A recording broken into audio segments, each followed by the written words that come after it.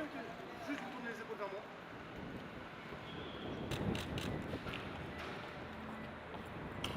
Lorsqu'on arrive au Bataclan, les collègues de sécurité publique sont dans le hall, le premier hall. Donc on les fait reculer, on les relève. On est équipé beaucoup plus lourd et armé beaucoup plus, donc on les relève. On prend les premières informations et on nous dit qu'il y a là un peu de confusion. On ne sait pas si les terroristes sont encore là. On ne sait pas. Personne ne sait nous le dire. Ce qui est certain, c'est qu'il n'y a plus un coup de feu. Il y a un silence absolu. Notamment parce que même les gens qui sont valides n'osent plus bouger. Il y a eu de tels massacres avant qu'ils sont terrorisés. Il faut aller vite, très vite, parce qu'il y a des blessés, mais il ne faut pas se précipiter. Pourquoi? Parce que dans tous les gens qu'on va rencontrer, parce qu'on a eu de cesse que de libérer des otages, dès qu'on ouvrait une porte, un recoin, un placard, qu'on passait au coin d'un mur, à chaque fois que quelqu'un venait vers nous, il fallait s'assurer qu'il n'ait pas de ceinture explosive, que ce ne soit pas un terroriste, qu'on fasse passer le dépiégeur, éventuellement, le chien explosif pour lever le doute. Donc ça prend du temps, dans une situation extrêmement dégradée, prosaïquement, avec des corps partout, du sang, des gens qui souffraient, donc c'est très dur. Vers 23h15, on arrive devant une porte à l'étage, côté gauche, devant laquelle on s'arrête parce qu'on entend des cris, dans la mesure où les terroristes se servent d'un otage comme porte-voix pour passer des instructions. Ils nous demandent de stopper. Bon, évidemment, on stoppe à ce moment-là, il ne faut pas se précipiter.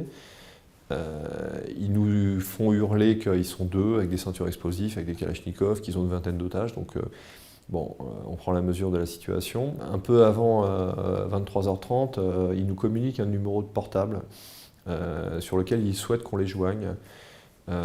Donc, on le communique au négociateur, donc celui qui a mené la négociation avec Koulibaly à l'hypercacher. Et il appelle les terroristes qui lui expliquent qu'effectivement ils sont là, ils sont deux. À minuit 15 environ, il y a un nouvel appel et là ils sont très énervés, très instables. On suit ça en direct à la radio et je prends la décision de lancer l'assaut parce que je pense qu'il ne faut pas attendre. Donc les premiers de colonne poussent la porte. Là c'est une configuration catastrophique pour nous parce qu'on est dans un couloir, on ne peut pas se déplacer.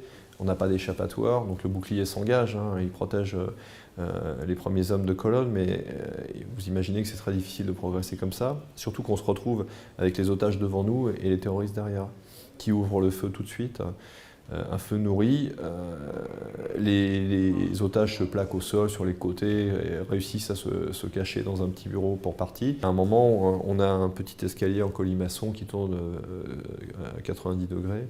Et à la première marche, le bouclier chute parce qu'on ne peut plus le pousser dans l'escalier.